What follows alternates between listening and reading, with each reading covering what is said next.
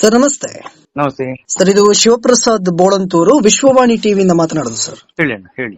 Sir, ನಿನ್ನೆ ಅಷ್ಟೇ ಒಂದು ಬೇಸರೋಡ್ ಸರ್ಕಾರಿ ಬಸ್ ಸ್ಟ್ಯಾಂಡ್ ನಲ್ಲಿ ಒಂದು ಬರ್ಬರವಾದಂತಹ ಹತ್ಯೆ ಆಯಿತು ಸರ್.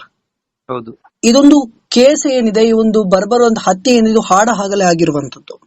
ಹೌದು. ಈ ಬಗ್ಗೆ ಏನ್ ಹೇಳ್ತೀರಾ ಸರ್? ಅದು ಕೂಡ ದಕ್ಷಿಣ ಕನ್ನಡ ಜಿಲ್ಲೆಯಲ್ಲಿ ಒಂದು ಇವತ್ತು ಕಾನೂನು ಮತ್ತು ಸುವ್ಯವಸ್ಥೆ ಹದಗೆಟ್ಟಿದೆ ಅನ್ನೋದಕ್ಕೆ ನಿನ್ನೆ ನಡೆದಿರತಕ್ಕಂತಹ ಘಟನೆ ಇವತ್ತು ಸಾಕ್ಷಿಯಾಗಿ ನಿಂತಿದೆ. ವಿಶೇಷವಾಗಿ ದಕ್ಷಿಣ ಕನ್ನಡ ಜಿಲ್ಲೆಯಲ್ಲಿ ಆ ಗಾಂಜಾದಂತಹ ಪ್ರಕರಣಗಳು, ಬೇರೆ ಬೇರೆ ಮಾದಕ ವಸ್ತುಗಳ ನಿರಂತರವಾಗಿರತಕ್ಕಂತಹ ಮಾರಾಟದ ಪ್ರಕ್ರಿಯೆಗಳು, ಈ ರೀತಿಯ ಬೆಳವಣಿಗೆಗಳ ನಡುವೆ ಮತ್ತೆ ಇಲಾಖೆ ಕಾನೂನು ಕ್ರಮಗಳನ್ನ ಅತ್ಯಂತ ಕಠಿಣಗೊಳಿಸಬೇಕು ಅನ್ನತಕ್ಕಂತ ಸಂದೇಶ ಈ ರೀತಿಯ ಕೃತ್ಯಗಳಿಂದ ಇವತ್ತು ಸಾಬೀತಾಗಿದೆ. ಮುಂದಿನ ದಿವಸಗಳಲ್ಲಿ ವಿಶೇಷವಾಗಿ ಪೊಲೀಸ್ ಇಲಾಖೆ ಯಾವುದೇ ರೀತಿಯ ತಾರತಮ್ಯವಿಲ್ಲದೆ ಕೆಲಸ ಕಾರ್ಯವನ್ನ ನಿರ್ವಹಿಸಿದಾಗ ಈ ರೀತಿಯ ಘಟನೆಗಳಿಗೆ ಕಡಿವಾಣ ಹಾಕಬಹುದು. ವಿಶೇಷವಾಗಿ ನಿನ್ನೆಯ ಆ ಘಟನೆಯ ಬಗ್ಗೆ ಜನರ ಅಪೇಕ್ಷೆ ಇದೆ.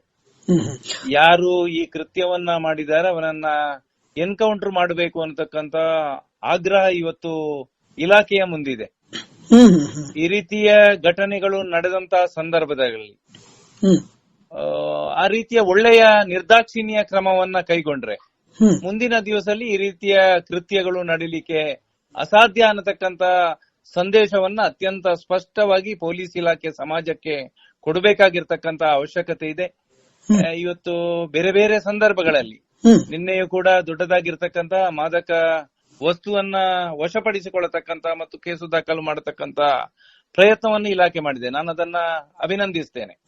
ಜೊತೆಗೆ ದಕ್ಷಿಣ ಕನ್ನಡ ಜಿಲ್ಲೆಯಲ್ಲಿ ಕಾನೂನು ಮತ್ತು ಸುವ್ಯವಸ್ಥೆಗಳನ್ನ ಕಾಪಾಡಿಕೊಳ್ಳುವುದಕ್ಕೆ ಯಾವುದೇ ರೀತಿಯ ರಾಜಕೀಯ ಪ್ರೇರಿತವಾಗಿರತಕ್ಕಂತ ಕಾಣದ ಕೈಗಳು ಕೆಲಸವನ್ನ ನಿರ್ವಹಿಸಿದ್ರು ಪೊಲೀಸ್ ಇಲಾಖೆ ಕಟ್ಟುನಿಟ್ಟಿನ ಕ್ರಮಗಳನ್ನ ಕೈಗೊಳ್ಳಬೇಕು. ಆ ಇಲಾಖೆಯ ಜೊತೆಗೆ ನಾಗರಿಕ ಸಮಾಜ ಇದೆ ಅನ್ನತಕ್ಕಂತ ವಿಚಾರವನ್ನ ಈ ಸಂದರ್ಭದಲ್ಲಿ ಅತ್ಯಂತ ಸ್ಪಷ್ಟವಾಗಿ ನಾನು ಹೇಳಬಲ್ಲೆ. ಅಂದ್ರೆ ನೀವು ಹೇಳ್ತಿರುವಂತಹ ಪ್ರಕಾರ ಆತ ಹುಡುಗ ಏನಾದ್ರೂ ಗಾಂಜಾ ಸೇವನೆ ಮಾಡಿ ಈ ತರ ಮಾಡಿರುವಂತಹ ಸಾಧ್ಯತೆಗಳು ಇದೆ ಅಂತಾನ ಸರ್? ಖಂಡಿತ ಇಲಾಖೆ ಇದನ್ನ ಗಂಭೀರವಾಗಿ ಪರಿಗಣಿಸಬೇಕು ಅಂತ ನಾನು ಭಾವಿಸಿದ್ದೇನೆ. ಬೇರೆ ಬೇರೆ ತಂಡಗಳನ್ನ ಮಾಡಿದ್ದಾರೆ. ಅವ ಆರೋಪಿಯನ್ನ ಹಿಡಿದ್ರೆ ಯಾವುದರ ನಡುವೆ ಈ ಪ್ರಕ್ರಿಯೆ ನಡೆದಿದೆ, ಈ ಘಟನೆ ನಡೀಲಿಕ್ಕೆ ಏನು ಅನ್ನೋದು ಅದರ ಹಿಂದೆ ಸಾಬೀತಾಗ್ತದೆ. ಜೊತೆಗೆ ಈ ಘಟನೆಗೆ ಗಾಂಜಾದಂತ ಇದು ಯಾವುದು ಸಂಬಂಧ ಇರದಿದ್ರು ಕೂಡ ದಕ್ಷಿಣ ಕನ್ನಡ ಜಿಲ್ಲೆಯಲ್ಲಿ ವಿಶೇಷವಾಗಿ ಗಾಂಜಾದಂತ ಕಾನೂನು ಬಾಹಿರವಾಗಿರತಕ್ಕಂತ ಸಮಾಜಘಾತುಕ ವ್ಯವಸ್ಥೆಗಳು ಅಲ್ಲಲ್ಲಿ ತಲೆ ಎತ್ತತಕ್ಕಂತ ವಾತಾವರಣ ನಿರ್ಮಾಣ ಮಾಡಿರ್ತಕ್ಕಂತ ಕಾರಣಕ್ಕೋಸ್ಕರ ಇವತ್ತು ಅಹಿತಕರ ಘಟನೆಗಳು ನಿರಂತರವಾಗಿ ಜಿಲ್ಲೆಯಲ್ಲಿ ನಡೆಯುವುದನ್ನ ನೀವು ಕೂಡ ಕಂಡಿರಬಹುದು.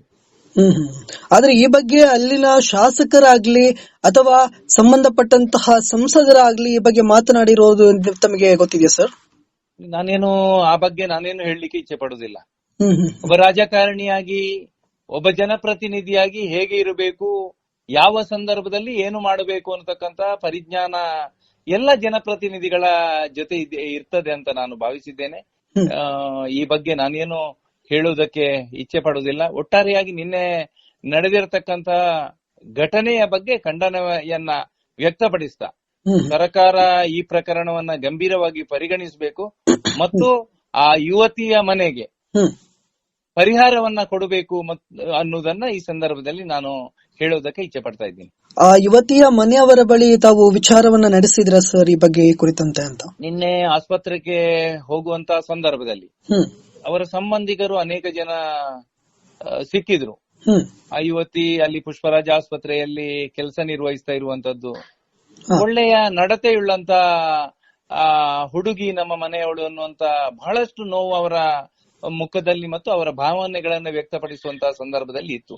ಅದಕ್ಕೋಸ್ಕರ ಬೇರೆ ಬೇರೆ ವಿಚಾರಗಳನ್ನ ಈ ಸಂದರ್ಭದಲ್ಲಿ ಉಲ್ಲೇಖ ಮಾಡಬೇಕಾಗಿರ್ತಕ್ಕಂತ ಅವಶ್ಯಕತೆ ಇಲ್ಲ. ಒಟ್ಟಾರೆಯಾಗಿ ಆ ಕಳೆದುಕೊಂಡಿರ್ತಕ್ಕಂತ ಮನೆಗೆ ನ್ಯಾಯ ದೊರಕಿಸತಕ್ಕಂತ ಕೆಲಸ ಕಾರ್ಯವನ್ನ ಇಲಾಖೆ ಮಾಡಬೇಕು ಮತ್ತು ಪರಿಹಾರವನ್ನ ಸರ್ಕಾರ ಕೊಡಬೇಕು ಅಂತಕ್ಕಂಥ ಆಗ್ರಹವನ್ನು ನಾನು ಈ ಸಂದರ್ಭದಲ್ಲಿ ಮಾಡೋದಕ್ಕೆ ಇಚ್ಛೆ ಪಡ್ತೇನೆ. ಈ ಒಂದು ಘಟನೆ ಏನಿದೆ ಸರ್, ಅದು ಹಿಂದೂ ಸಮಾಜವನ್ನೇ ತಲೆತಗ್ಗಿಸುವಂತೆ ಮಾಡಿದೆ ಅನ್ನುವಂಥದ್ರಲ್ಲಿ ಯಾವುದೇ ಒಂದು ಇದಿಲ್ಲ ಸರ್. ಖಂಡಿತ ಅಲ್ವಾ? ಈ ರೀತಿಯ ಘಟನೆಗಳು ಯಾವ ಸಮಾಜದಲ್ಲಿ ಆದರೂ, ಯಾವ ಮತ ಸಂಪ್ರದಾಯದಲ್ಲಿ ನಡೆದ್ರು, ಈ ರೀತಿಯ ಕುಕೃತ್ಯವನ್ನ ಖಂಡಿಸುವಂತದ್ದು ಸಾಮಾಜಿಕವಾಗಿರ್ತಕ್ಕಂತ ಜವಾಬ್ದಾರಿ ಅನ್ನೋದನ್ನು ಇವತ್ತು ದಕ್ಷಿಣ ಕನ್ನಡ ಜಿಲ್ಲೆಯ ನಾಗರಿಕರು ಅರಿತಿದ್ದಾರೆ ಅಂತ ನಾನು ಭಾವಿಸಿದ್ದೇನೆ. ಇದು ಬೇರೆ ಬೇರೆ ವಿಚಾರಗಳಿಗೆ ಇದನ್ನ ವಿಷಯಾಂತರ ಮಾಡತಕ್ಕಂತ ಅವಶ್ಯಕತೆ ಇಲ್ಲ ಅಂತ ನಾನು ಭಾವಿಸಿದ್ದೇನೆ. ಒಟ್ಟಾರೆಯಾಗಿ ಆ ಯುವತಿಯ ಮನೆಯವರಿಗೆ ನ್ಯಾಯವನ್ನು ಕೊಡಬೇಕು. ಯಾರು ಆರೋಪಿ ಯಾರಿದ್ದಾನ ಅವರನ್ನ ಜನರ ಆಗ್ರಹಕ್ಕೆ ಪೂರಕವಾಗಿ ಎನ್ಕೌಂಟರ್ ಮಾಡಿದ್ರೆ ಒಳ್ಳೇದು ಅನ್ನತಕ್ಕಂತ ಅಪೇಕ್ಷೆ ಇವತ್ತು ಸಾರ್ವಜನಿಕ ವಲಯದಲ್ಲಿ ಇದೆ. ಇಲಾಖೆ ಇದನ್ನ ಗಂಭೀರವಾಗಿ ಪರಿಗಣಿಸಿ ಕಠಿಣ ಕಾನೂನು ಕ್ರಮವನ್ನ ಕೈಗೊಳ್ಳಬೇಕು ಅನ್ನುವಂತ ವಿನಂತಿಯನ್ನು ಕೂಡ ನಾನು ಈ ಸಂದರ್ಭದಲ್ಲಿ ಇಲಾಖೆಯಲ್ಲಿ ಮಾಡೋದಕ್ಕೆ ಇಚ್ಛೆ ಪಡ್ತೇನೆ. ಧನ್ಯವಾದಗಳು ಸರ್, ಮಾಹಿತಿಯನ್ನು ನೀಡಿದ್ದಕ್ಕಾಗಿ. ನಮಸ್ತೆ. Thank you sir. Thank you.